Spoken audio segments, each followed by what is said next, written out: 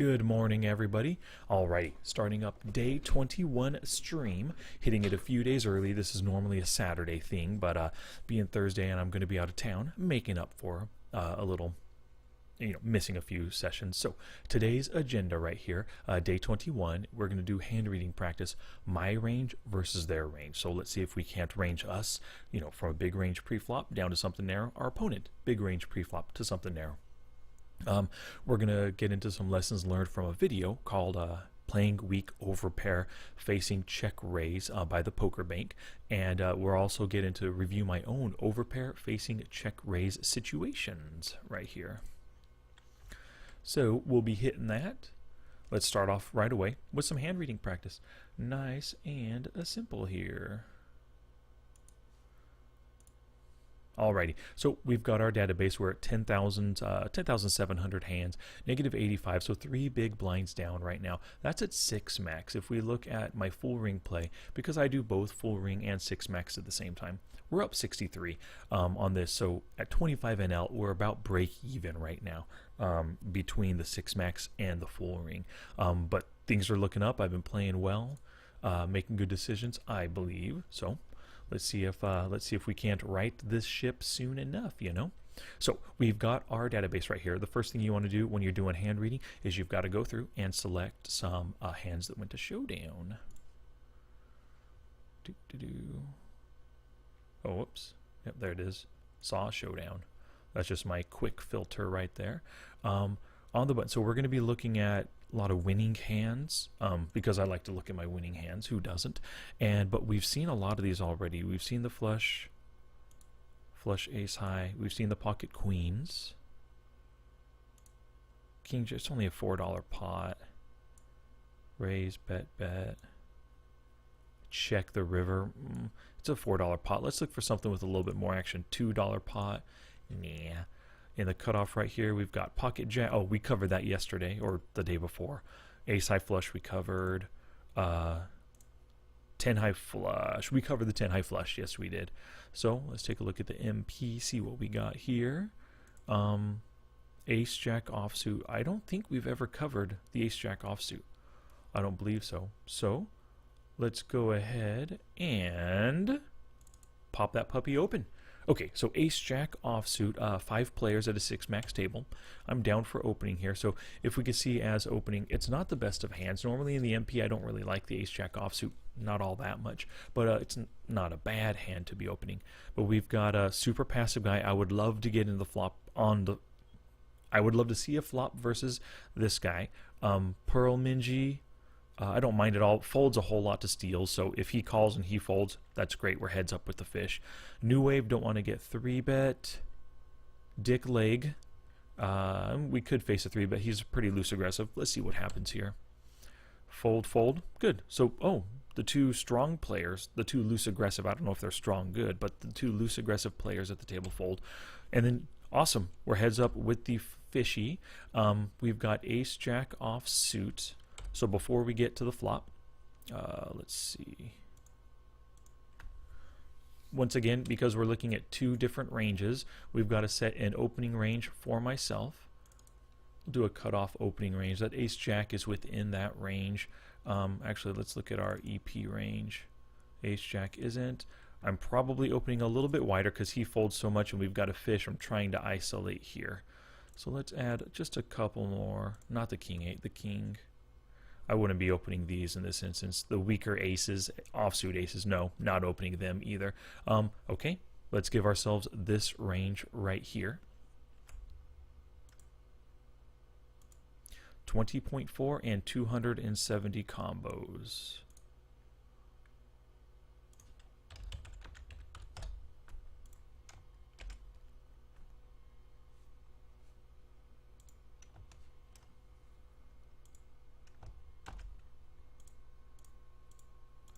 Just filling out these sheets. Remember, you can get these at splitsuit.com/templates. It's a pay what you want item from him. So I paid $10 for them, but you can pay whatever you want. The date of this hand was 4/18. Oh, 2 days ago. Sweet.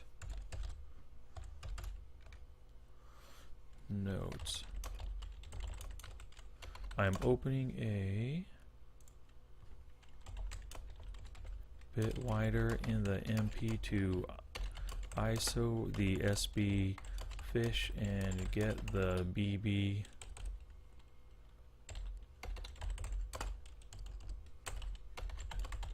to fold. Great. I'm good with that right there. So we see 20.4% and 270 combos in our range. Great. Remember, hold EQ. This is how you look at range versus range. So there's our range on this board. And let's take a look at our opponent once again. 44-7 over 600 hands. This guy loves to call in C flops. 38% calling 2-bets right here. He's crazy loose passive because he doesn't raise a lot. What's his raising percentage? Whoops, 7%. Yeah, he does not like to raise, which is good for us. Come on. So we can see his call 2-bet in the big blind is 41% out of 30 out of 74. So that's a super huge sample. So we can really trust that number, I would say. So his calling, let's go to 51 and we'll pare it down a little bit. He's not 3-betting the 9s and 10s, not out of the small blind. Let's say he's 3-betting jacks. He is not 3-betting these. Not even that, not even that. He's just calling. What's his 3-bet in general? Only 2%? 6 out of 243? Yeah, the guy only 3-bets for value. Look at that, 2%, 2.6. Okay. He's just a straight value 3-better, not even jacks. I will take queens out of his calling range. It's either queens or jacks are the cutoff right there. So we'll make queens as the cutoff hand. Let's say he's 3-betting. Not even do that. Let's keep ace king suited though as a 3-betting hand. Okay, so that's at 56%. Let's go ahead and take a few of these uglier ones out just to get them down closer to 40%. Probably call in there, take those out. Let's put the king 7 off. 46%. I'm good with this kind of range. 45%. Yeah, so 45% and 600 combos exactly. Oops.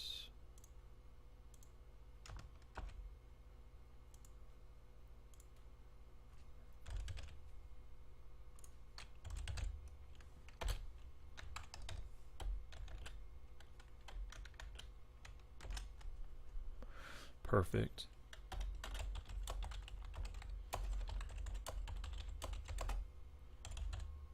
$47.7, $44.7.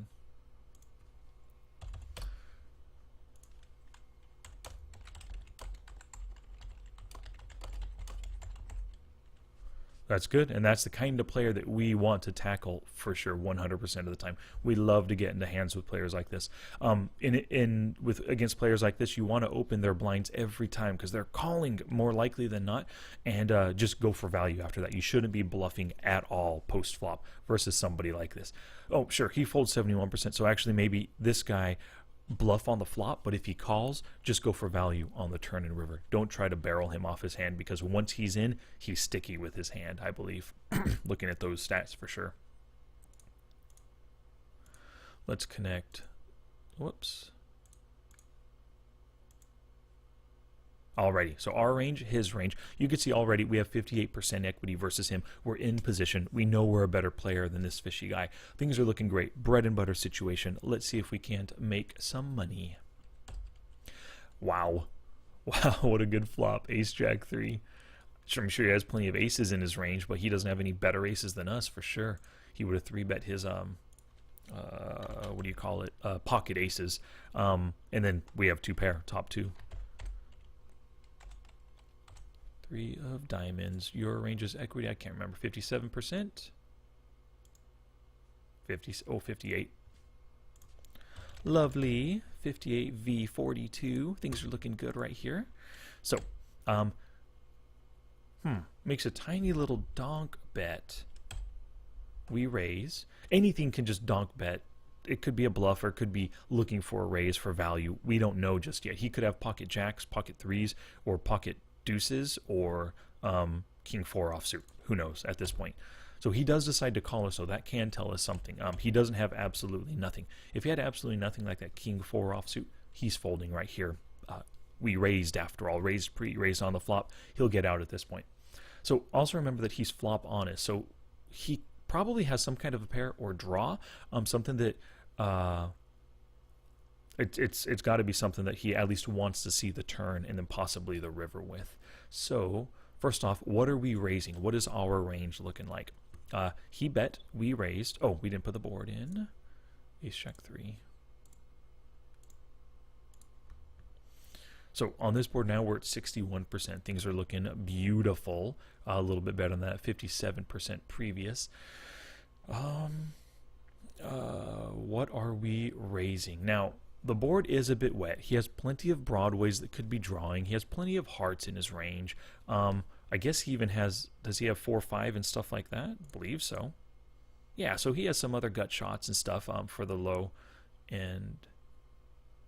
How come those aren't entering here?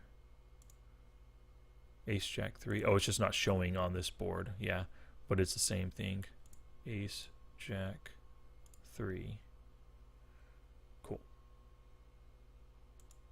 So he has plenty of different kinds of draws. We've got to be charging him something. He is such a super fish that he's willing to pay with all of his draws. We got to get money out of those draws right now. We got to get value while the getting's good.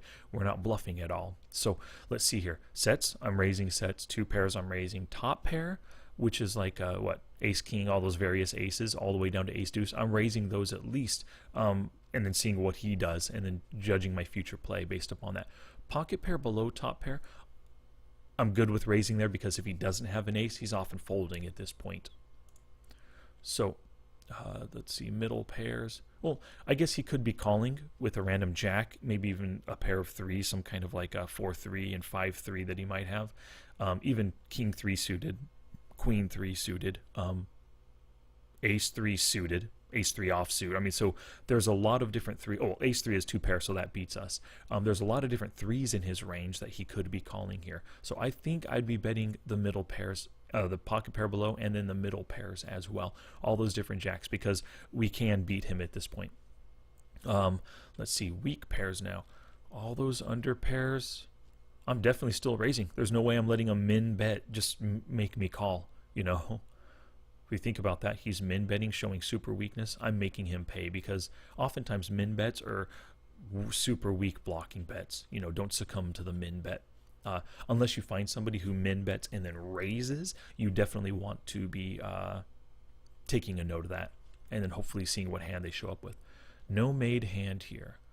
I don't like that. I still like a raise. Yeah, I don't like, in my head I was just thinking what I call with these no made hands, not versus the min bet.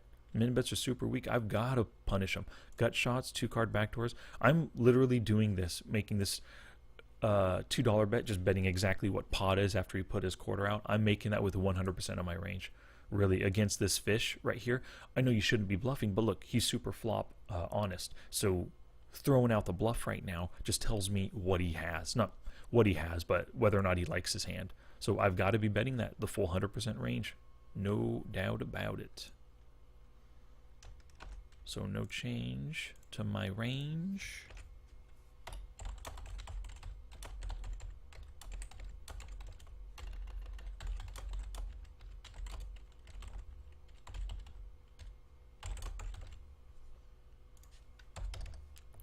But the number of combos has gone down because we have some board cards. I'm at 223 combos now. Of course, the board cards are blockers. We can't have the ace of hearts anymore because it's on the board. Let's see his range for min bet and then calling. With his sets, he's got jacks and 3s. Those could be doing it, just trying to get value out of us, stringing us along for one hand or one street. 2 pairs could be doing it. Top pairs, totally top pairs. Mid pairs now. Yep, those could be doing it. Trying to, with a mid pair hand, trying to get us to fold a non-ace. Totally. Weak pairs. Yeah, I could see all those doing it. Because weak pairs can min bet just to try to get us to fold. And then if they happen to catch a 2-outer to hit 2 pair or trips, they'd be super happy with that. So that's why they would make the call, especially the fish. No made hands now. I'm not going to say that these are min betting and calling. We could put some flush draws and stuff in that min bet calling range. King, queen, king 10, and jack 10 also. Card in playing zone is a scared card to me on the turn, like a king, queen, or 10. That's absolutely true. Yes, those kinds of cards, kings, queens, and 10s are scare cards because he has plenty of Broadway draws. You're right about that. Al. Cool. Thank you very much, Al. You're right about that. So he is making the min bet and calling with all of his flush draws, with all of his gut shots. As we can see, all the gut shots are all the different Broadway draws up there. Oh, 5-4 as well for the gutter wheel. 2 card backdoor flushes, yes, he's doing those because he's so passive right here. So it's basically a lot of those no-made hands, those king 4 suited, king deuce offsuit, oh no, king 7 offsuit over there, queen 9 offsuit, the things that just did not hit much of anything are folding. I'm fine with taking them out.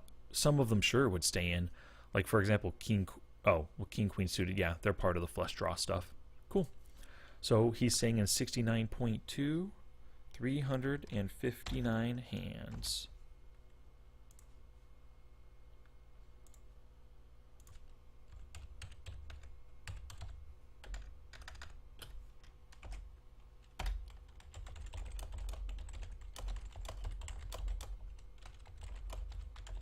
Yep, he is staying in with any kind of drawing equity here, I would say. So once we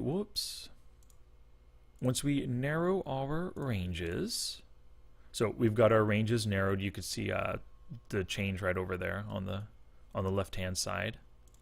We are at 61% 61% equity versus his 39. Things are looking really good right here. We've got to be betting probably turn and river to get value out of the guy. 7 of clubs. Oh, that's a non-entity right there. What a great card to hit for us. 7 of clubs. I don't know that we need to enter it on 2 different boards. Let's see. Yeah, so the 7 of clubs hits, and we have 62% equity. Lovely. He's only got 38%. We are betting here regardless of what he does. If he comes out with a crazy bet, maybe we would just call because he is super passive. But let's see what the action is. My guess is he checks, and we simply bet. Good. 431 and a 575. 75%. Nice. So what I did, I've discussed it before in the videos. My normal bet sizing is 2/3 pot, at least as an initial bet, whether I'm bluffing or I'm going for value. If I always make it 2/3 or roughly 2/3, they're going to have a hard time assessing what I have. But now that I know this guy's a fish, I know that he likes his hand. I love my hand versus his range right here. I bet bigger at 75% just to try to get the value. Let's say he calls right here. That would be a $14 pot. I've got 16 behind. It's difficult to get the entire stack in, but it's quite possible I can. If he does some kind of a check raise here, great. Could get it in. But he doesn't, he just calls. So before we see the river, what are we double barreling in position here? No straights. Our sets for sure we're doing. Right over there. 2 pairs. Yep, we're doing it 2 pairs. Top pairs. I would say that top pairs, maybe not all of them. Actually, no, I would at this point because he's shown so much weakness. I would double barrel all my top pairs and then check behind a lot of the weaker top pairs on the river. But I think right now these are all worth going because the 7 didn't make any hand other than pocket 7s. It's the only thing that is really helped by this. We have top 2. If he had ace 7 or even jack 7, he has a worse 2-pair hand, and great. We're just getting value out of the guy. So possibly check behind later with the top pair. Wait, I was just talking about top pair. I apologize. The 7 made some 2 pairs along with sets, but that's not enough to really scare us because his overall range is just much weaker than our hand. So pocket pair below top pair. He shows us he's flop honest. There's a very good chance he has an ace. I think I would often check behind the kings and queens here because he's so flop honest. If I'm betting, it's not going for value. It's kind of a toss up. I mean, I think he only called with a lot of aces and decent draws on the flop. Well, no, I shouldn't say that. I wouldn't be betting kings and queens. I would check behind for some pot control at this point. I would.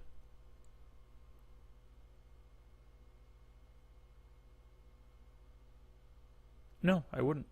Come to think of it. Yeah, sure, he has aces, but he has so much other stuff in his range. I'm betting those one more street and then checking behind the river if probably just on anything right here. By betting right now, I'm able to control the pot size. You know, no, I wouldn't. I'm betting 3/4 pot. If I was pot controlling, I'd be making it 2/3 pot with an under pair like that.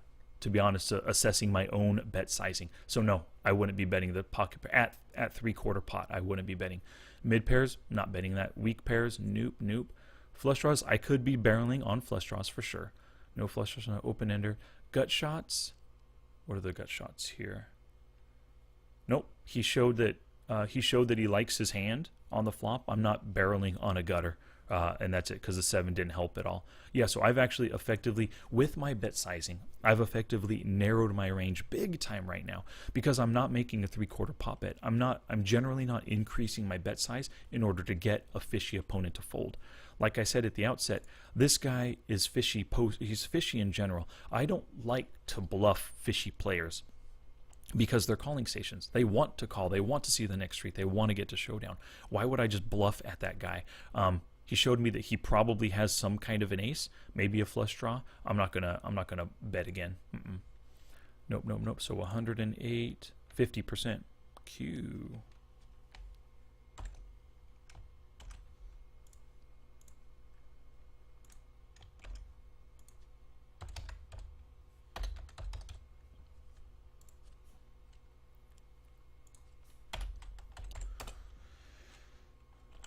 My 3/4 pot size bet equals value.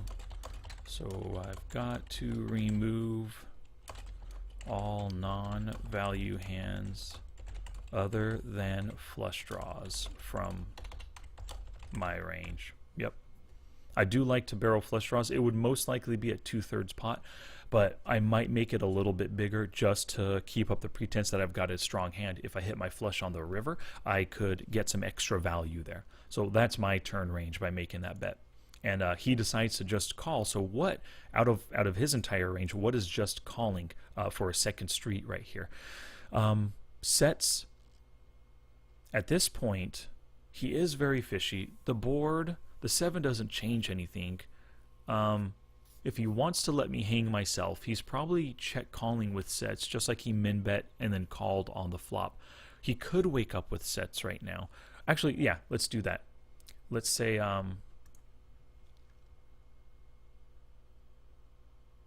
mid set.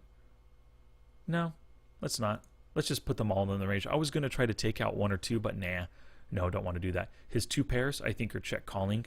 Ace Jack, Ace 7, Ace 3, because he's passive altogether. Yeah, I think he might just be raising made hands right now, and the only made hands are sets. So, nah, let's not say, because he doesn't even have top set. I have the aces in my range. 2 pair, yes, so we're keeping in top pair. Top pairs are check calling. Mid pairs now. So if he thought he was good on the flop with a jack, he's going to be good again on the turn, because that 7 doesn't improve my range at all. He's calling there. Weak pairs, let's say he's going to give up with weak pairs now. It's all the different 7s that hit, all the 3s that were already out there. Nah, well, no, he has some draws, so we'll keep draws in. Let's take weak pairs out. No made hand out. Flush draws, staying in. Open ender, there's only one, right? Yeah, 5-4 suited, that's staying in. Gut shots now. Broadway gut shots, 6-4. Let's keep those in because he's a fishy player. So we haven't narrowed him down all that much. We've narrowed him down to 281 hands.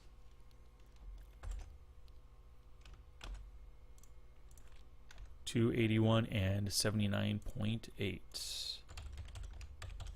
So we've narrowed him down a little bit, but we know that the guy is fishy, so we're just going to assume that he's staying in with a really wide range still.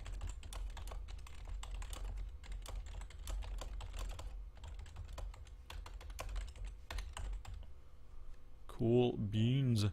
Oh, on the river card. So as things stand right now with our bet and his call, he still has a lot of draws. Our equity should be very nice. 80% at this point before the river hits, based on our bet and then his call on the turn. River gives us 10 of diamonds. So if we think about that, we know our hand, ace jack, top 2 pair. 10 of diamonds, yeah, it completes a few different broadways that he could have, the king queens. It gives any jack 10 he might have a worse 2 pair, ace 10 a worse 2 pair, 10-7. Did he have 10-7s in his range? Yeah, he has 10-7 in his range. So great. So he does have a few worse 2 pairs that we can get. We can keep betting for value and getting value out of the guy, which is awesome. So let's see what happens. Does he donk lead or do we bet? We bet. So I shove it going for max value. So I'm able to get the full stack in. But is he going to call? Before we see what he does, let us see. Oh, actually, we know he calls because this is a showdown hand. Whatever. Let's see what we're doing this with. Straights, yes, we're doing it. Sets, yes. 2 pairs.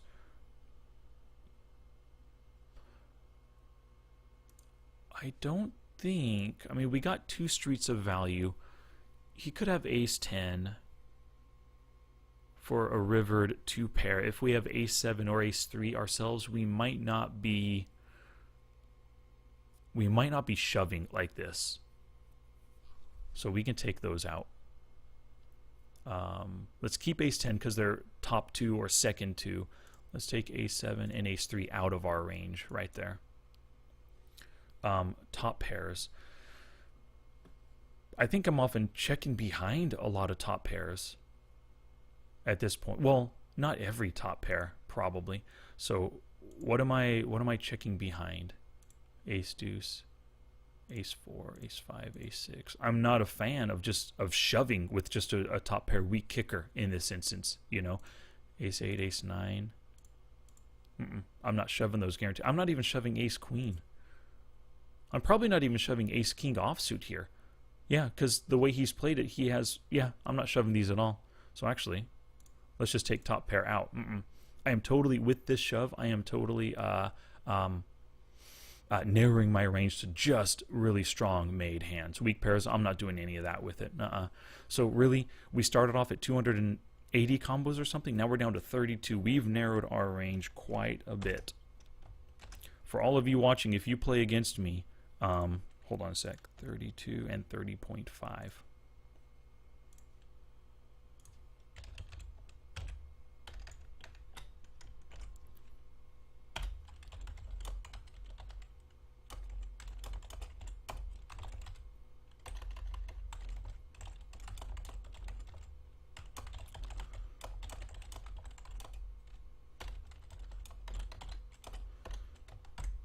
With weaker top pair. So I'm super narrow here because of my overshove on the river. Wouldn't do this with weaker top pair hands. Totally wouldn't be doing this with weaker. So we could see we started off at 270 combos down to 30.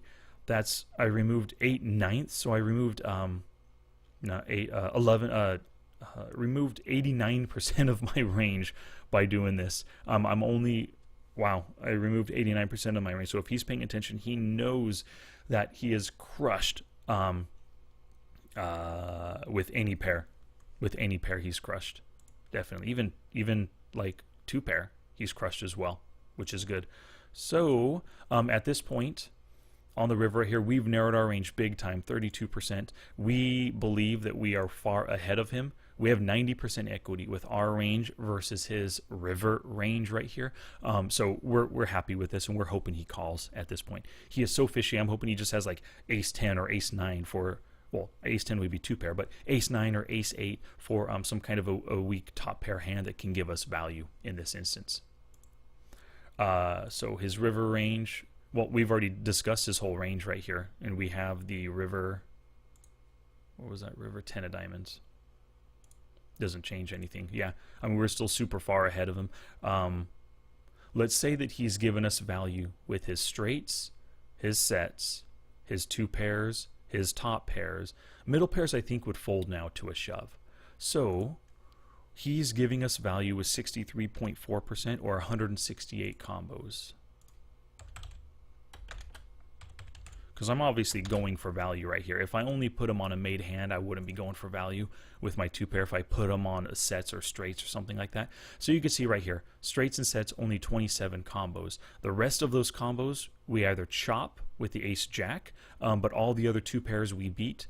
All those 2 pairs that we beat and top pairs we beat, of course. So this is a definite value bet.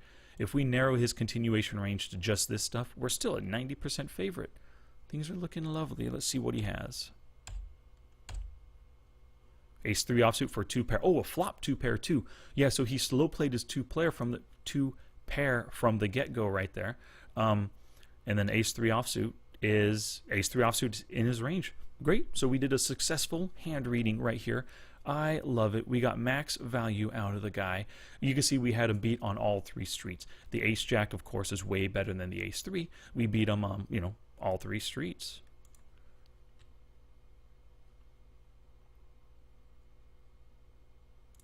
Ace-Jack offsuit versus an Ace-3. Our equity is 72% from the get-go. Yeah, so we had the guy crushed. It's great that this player calls with such weak hands. We got max value doubled up against him. I love it. So it was great. Ace-Jack off, range versus range. 13 out of 18 hand readings. So we have a pretty good track record so far. Alrighty, next up on the docket, I watched a video from the Poker Bank called Playing Weak Over Pair Facing a Check Raise. So we'll just go through the lessons learned in the video right here. It is a Poker Bank video. It was presented by PokerTube, though, whatever that means. Ace King or Ace Queen. So Al asked a question, why did he not act different on the flop or turn, putting you on Ace Queen or Ace King? I think the reason is because he's super fishy and prefers calling over raising unless he's nutted. That's what I think right there. Fishy players like this, sure, it's 2-pair, but it's a weaker 2-pair. We could have a set of aces in our range. Players like this, they're so passive because they're in general just kind of scared that their opponents have better. He could be thinking, oh crap, he raised pre-flop, he has aces, he possibly has jacks, he could have flopped a set. I have 2-pair, let me just call down the whole way. Well, when you're super passive like these fish are like this, you don't have any fold equity. All you're doing is hoping that your hand is best when you call. That's not winning poker, but that's the way the fish play, which is what we take advantage of. That's why we don't generally bluff the fish like that. They like to call, so you don't want to be betting your bluffs the whole way because they're calling with any kind of pair. All right, yeah, thank you very much, Al. I appreciate it. Yep, cool beans. So we are getting to the lessons learned here. In this hand, pre-flop, we raised and we got called by a fish in the blinds, so we're in position.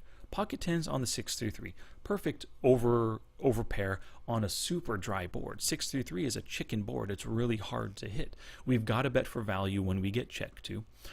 So thinking about fish, a little bit more about fish. Fish can be sticky with overcards, and we can get lots of value here. He can have lots of sixes as well, like 7-6, 5-6, 4-6, A6, King 6 in his calling range, King 6 suited. Lots of stuff that we're getting value with our pocket tens. And he has over and under pairs as well. He could be calling with deuces, fours, fives, sevens, eights, nines, and tens that he didn't 3-bet with pre-flop. He's willing to call one street with those over pairs and under pairs, plus some straight draws in his range. We expect even fish to be 3-betting queens or better and maybe pocket jacks pre-flop, so we're comfortable in our hand.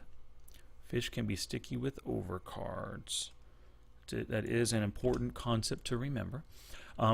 So we should be focusing on maximum value, so our sizing should be 2/3 pot or better in this instance right here. You don't want to bet just half pot or quarter or 1/3 pot because you're just missing out on value when you have such a good hand on this kind of flop.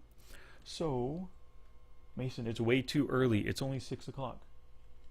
Okay, let's see here. So we bet, and then he calls, which is good for us. We built the pot a little bit. The turn comes a 7, so the board is 6-3-3-7. It fills some draws and makes 7-7 into a set, but we still got to bet for value when we get checked to again. The 7 also adds more draws that they could be overpaying for, so we got to bet for value again, right there. Let's see here. But we face a check raise to almost 3x. This person is passive pre-flop, passive on the flop, and passive in general. Now they check raise us on the turn. Now this part is really important. So we all know passive fish calling stations. They're the guys that we try to get value out of. We bet against them in order to make money. We should be paying attention to their aggression. When they suddenly wake up on aggression on a card that could have completed some hands that they just played passively pre-flop, we have to be careful. So he's got a strong hand here, so you need to ask yourself, what is he check raising with? This is the question when you face a check raise. Pop that puppy up. What is he check raising with? King, queen, and ace jack. Is he check raising over cards, or is he just going to play fishy and call, hoping to hit an ace, a king, or a jack, or a queen, something like that? No, he's not check raising here. Not a fishy player. Is he check raising eights or nines? No, he would have overvalued the hand and check raised the flop instead. If he's check raising it now, why not do it on the flop? Why not try to get some fold equity as well as get some value out of us earlier instead of waiting for the turn? Unless you know he's capable of doing this stuff as a bluff, that's a different story.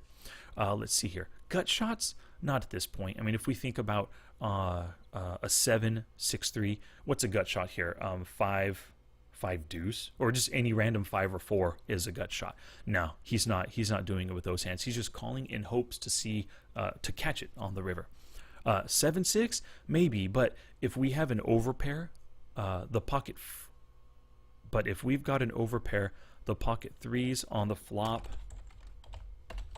counterfeit his 2 pair right there. So sure, if he has 7, 6, the flop came, the board 6, 3, 3, 7. He has 2 pair with 7, 6, but our pocket 10s, our pocket 8s, our pocket 9s with the 3s are a better 2 pair. So he shouldn't be check raising there.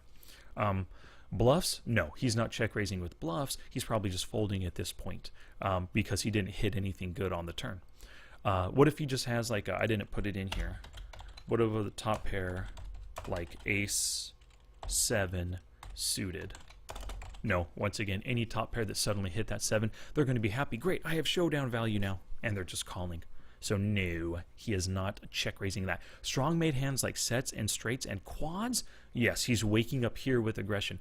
A lot of players, and we all do this, when we flop super strong on a very dry board, we do slow play it on the flop in order to lull our opponent into a false sense of security. Then we start to pound them on the turn. This guy could totally be doing that right here. This is the only thing that I think is making the check raise super strong hands at this point. So this is a fold at this point. Against fish, your default plan is to value bet again and again until they fight back. This is key. So just think about your opponent in general. They're passive most of the time. They only wake up with really good hands. Well, this guy woke up. We got to take that into account. We don't want to just say our 10s were good on the flop, so they've got to be good on the turn. You don't want to say that. When they fight back, assess the situation and determine whether a fold might be in order. If they're very bluffy, then you can call. But at the outset, we said he's fishy. Fishy opponents are stations and like to call and raise only when they are super strong. Whoops. Meant to bold it. And this is a very good point at the bottom here. When you can't name a second best hand or many second best hands that you beat, you should be folding 100% of the time. And that's what this situation looks like to me for sure.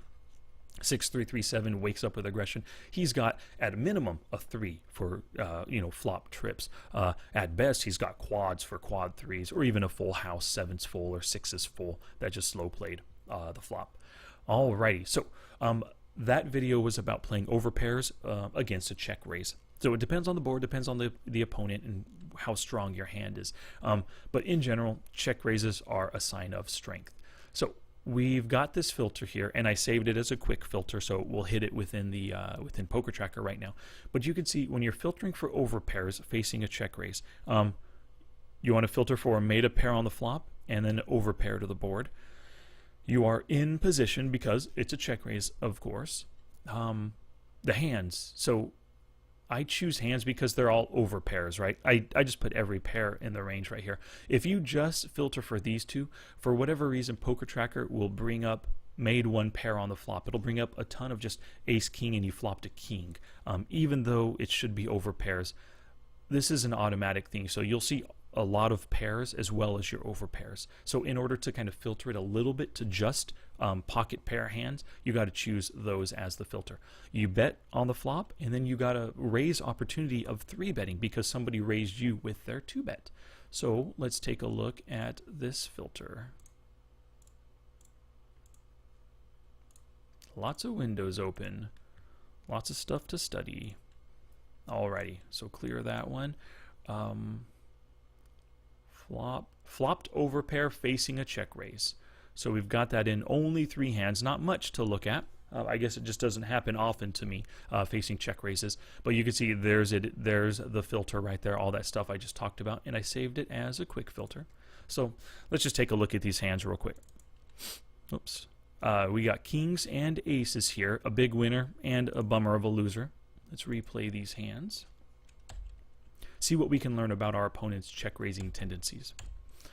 $3, which which I like. Good squeeze in position, a value squeeze. It could look bluffy to them. And then we get a call. Great. 7-3-6. We love this hand right now. Check, and then we bet 450 now. And he comes in for the check raise. I think we reviewed this hand on a prior. I think we did, but that's okay. So this is his fold to c-bet. We expect him to fold just 50% of the time.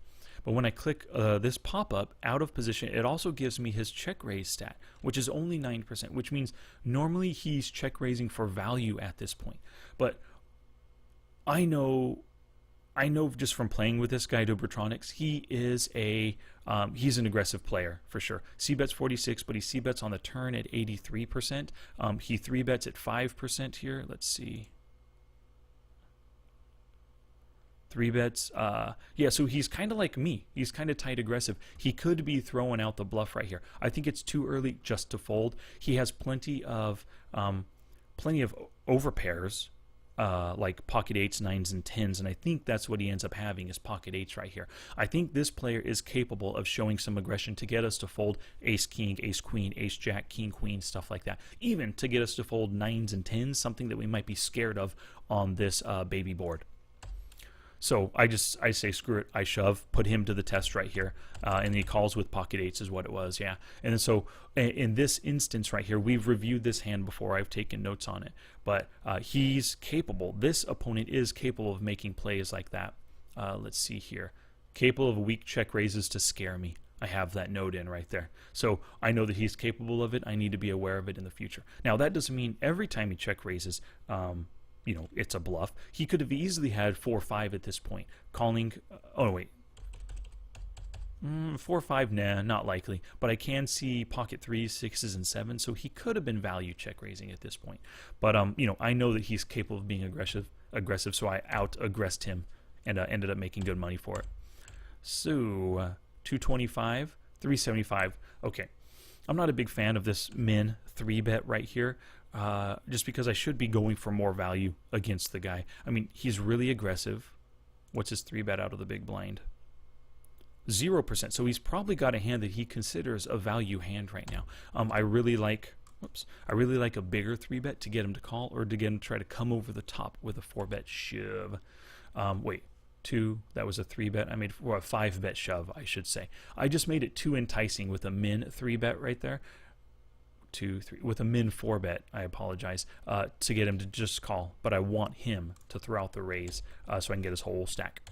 So on the king jack, I bet 380 would be half, a little under. That sizing seems really weird. Why am I betting under half pot? I want him to call?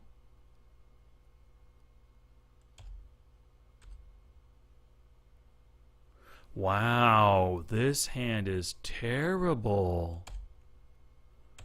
I've never reviewed this hand. So he made it exactly 3x, but he could be making that with ace, king, king, queen. Yeah, sure, king, jack in his range, but all of his sets are. I'm not a fan of this. I should have bet more. Holy cow, this is terrible. Terrible play. 760 times 0.67. Okay, so I should have made a $5 bet, give or take, 2/3 pot right here to try to get value out of the ace king, the king queen, even like an ace jack that might want to give value, flopped flush draws. I mean, there's a lot of stuff I should be getting value with, right? So I should have bet $5. If he did that same sizing, 3x times $5, he'd be making it $15 right here. It would be so much more believable that he has a strong hand because of the size of his check raise. He made it 3x. By betting so small, I made it really easy for him to 3-bet, not 3-bet, to 3x check raise me as a bluff, because that's relatively a cheap bluff, because I made it so cheap. So I screwed up on my bet sizing. I was just trying to under rep my hand the whole way. On the flop under repping, pre-flop under repping, and I just screwed myself because it was 3x bet. It looked super strong. I put him on a really good, but he could be doing this top pair. But I put him on a set, I would say right here, and I shouldn't have done that. I should have bet bigger when he made it 15. Then I can fold and be more comfortable with my hand. I should have also made it bigger pre-flop, because he could have possibly folded his jacks and his eights that he could have easily called my 4-bet with. So I screwed up this hand royally. Royally.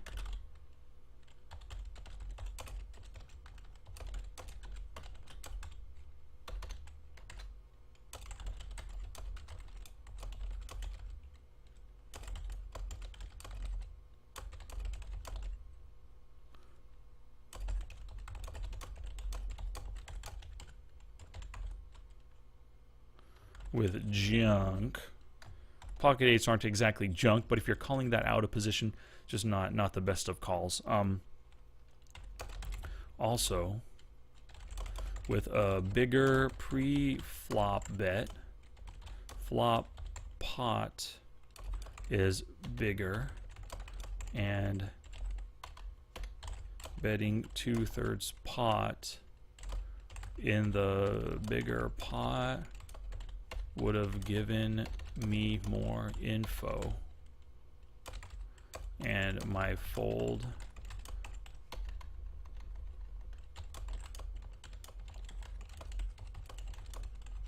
more sense. As played, I boned myself in this situation and folded the likely best hand because his check raise bluff was so cheap to make. Man, I screwed up. And you know, it's possible also that I saved myself money. He could have pocket kings right here, or jacks or eights, that he wasn't, maybe not eights, pocket kings or jacks that he wasn't giving up pre-flop no matter what. It's possible I saved myself money, but because we didn't see showdown, we'll never know, you know, what he had right here. So I totally screwed up, and that could have just been a flush draw as well. In my aces, while, you know, he has outs to beat me, you know, yeah, I totally screwed that hand up. What a shame. But we are going to learn from that. And yeah, in general,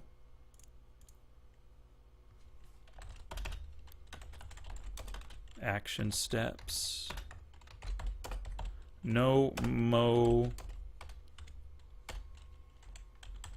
slow playing, because I do it sometimes with kings as well. Queens, I treat those, I play those way more straightforward, and I'm always aggressive pre-flop to the level I should be. So no mo, slow playing, kings are better. Definitely not. I am ashamed. Let's see here, pocket jacks now. Oh, heads up pot against dick leg again, nice.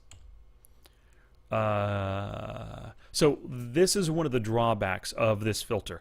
You can see right here, made one pair on the flop, and I have all my pocket pairs. Well, it also says or made an overpair to the flop. Well, this is obviously not an overpair, but it is a pair on the flop. So, and facing a check raise. So sometimes these kinds of hands just show up, you know. But we raised pre. He has a pretty wide calling range. Because we're heads up, he can be calling with any Broadway, like any king, any queen, even any ace, any jack, and all the suited connectors, suited gappers, every weak to mid pocket pair, all that stuff. He has a big calling range here. So he checks. We bet just a tiny half pot bet, and then he raises, just repping an ace. He doesn't even have to have an ace. He could have deuce 4 for, you know, for all he wants. And we're folding everything but an ace or a queen right here, which we did. Yep. So there's that hand. So that's a bummer. That's only 3 hands we got to review. It's just I don't face many check raises, you know. So that's an interesting idea. So we've played, not we, I've played. Oh, I can clear the filter easily. I've played 10,700 hands. 3 instances I've faced a check raise with an overpair. That tells you right there that it's not really that important of a thing to be looking at. It just doesn't happen that often. What is better to check for, to filter for, and we filtered for it yesterday, flopped overpair facing a check raise, right? So this is overpair facing a check raise. Let's go to the filters here. Let's ditch that. Let's ditch. Oh, well, actually, let's keep the pairs in right here. So we saw the other one when it was an overpair was 3 hands. Let's see what happens when we fall. Oh, only 4. So that still is not a good filter. Let's take that out. So we're in position facing a check raise. Let's just see the blanket thing facing a check raise. It doesn't happen often either. 20 times at all, or 20 times total out of the 10,700 hands I've played. 6 max, 25 NL.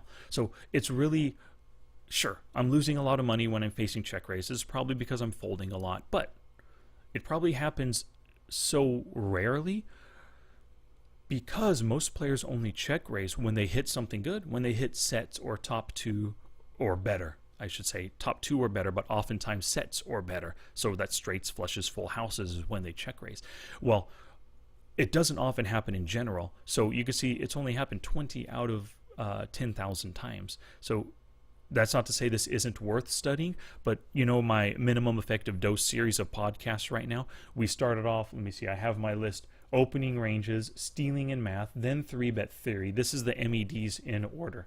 3-bet theory, then blind play, then understanding your opponents, C-bet principles, post-flop math, and then finally is check raise and donk bet studying. So the 8th MED, it's far down on the list of importance. It's important to understand it, to know what's going on with check raises, what your opponents check raise you with, but it's not something that should be really studied in depth until you get to all that other stuff. So because as we can see, it doesn't often happen.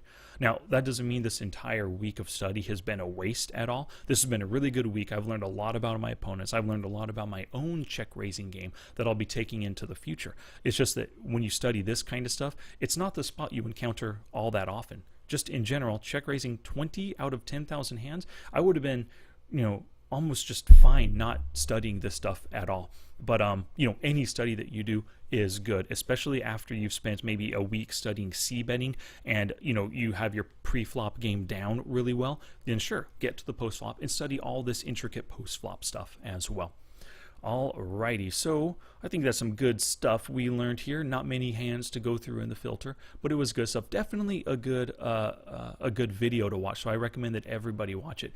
In yesterday's email, I sent out a link to the video, and in today's email, I'll send out a link as well. But then, so that ends this first stream. In a little bit, probably in like 2 or 3 hours, I'll come back with a weekly wrap-up session. In that session, I'll review my plan from the start of the week. I'll cover day by day what I learned day by day. We'll review my one sheet. As you know, after every week of study, I create a one sheet with all the most important information to take with me into the future. We'll also go over my 5-question quiz, and we'll hit my mind map. And the mind map is something that I like to do after almost every week of study when it feels appropriate. And there's a lot of things that we can do. If you don't know what a mind map is, when I come back later on, and in the email, I'll send it out to you. But a mind map is just a visual representation of everything you've learned around one specific topic. It's a way to just visually see everything in one shot to help you remember it. So that ends this session very much, or that ends this first study session. Thank you all very much. I appreciate your time today, and you'll see me back in 2 or 3 hours or so. Take care.